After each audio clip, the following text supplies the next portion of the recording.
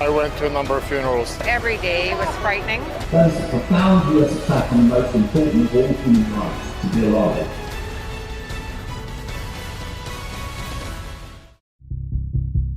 For many Americans, the pandemic has been a surreal experience.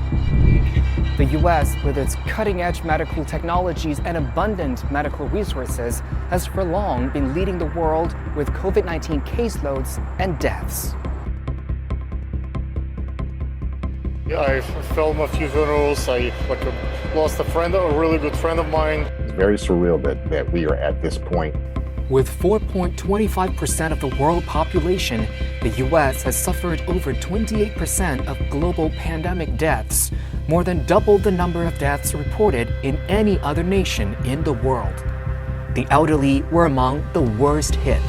Over 250,000 children were orphaned, and people of color were disproportionately affected.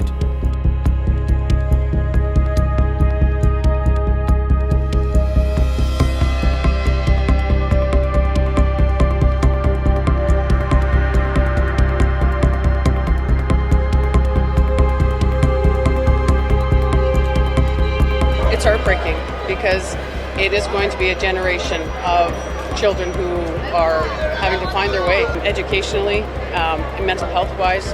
The impact on our young people is staggering. During the pandemic, I have seen a lot of death, a lot of tragedy. The pandemic just took the blinders off of us to see that how poorly we were doing. La incapacidad del gobierno de Estados Unidos para enfrentar la pandemia. Estamos hablando de más de 1 millón de ciudadanos en la mayor potencia del mundo que no fueron capaces ni siquiera de proteger la salud de sus ciudadanos. Despite the staggering numbers, U.S. politicians, however, appear eager to turn the page.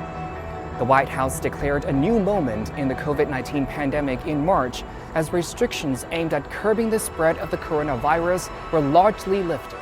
Analysts say the pandemic further revealed entrenched flaws in the U.S. political system and that politics often comes before saving American lives. I think it's become politicized, I think that people have politicized science. They've politicized vaccines, both sides, Democrats and Republicans, right? Something so simple as a vaccine has become an issue of red versus blue.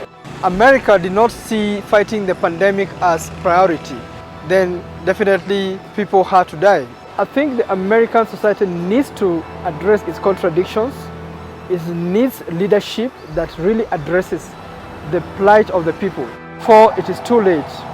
The most fundamental human right is to be alive. So great is the U.S. human rights statement on COVID that it created a major decline in U.S. life expectancy. For the U.S. concept of human rights, saving millions of lives is not an issue. This shows the absurdity of the U.S.'s purely artificial concept of human rights.